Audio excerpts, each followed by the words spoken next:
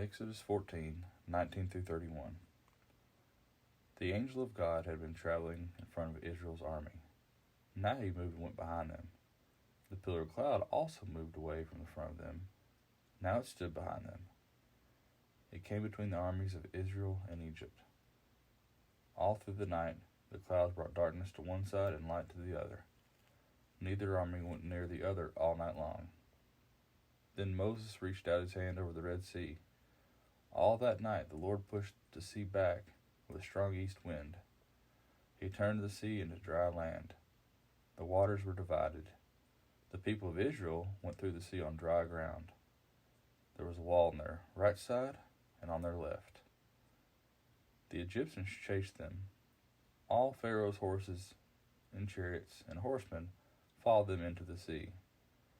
Near the end of the night, the Lord looked down from the pillar of fire and cloud. He saw the Egyptian armies and threw them into a panic. He jammed the wheels of their chariots. That made the chariots hard to drive. The Egyptians said, "Let's get away from these Israelites. The Lord is fighting for Israel against Egypt." Then the Lord spoke to Moses. He said, "Reach out your hand over the sea. The waters will flow back over the Egyptians and their chariots and horsemen." So Moses reached out his hand over the sea.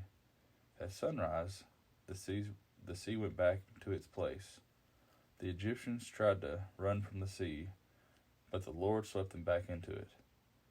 The waters flowed back and covered the chariots and horsemen.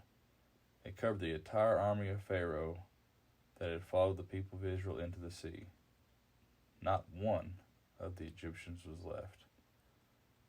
But the Israelites went through the sea on dry ground.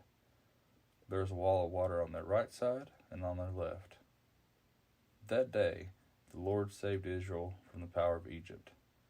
The Israelites saw the Egyptians lying dead on the shore.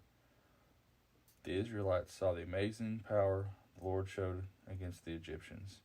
So the Israelites had great respect for the Lord and put their trust in him. They also put their trust in his servant Moses.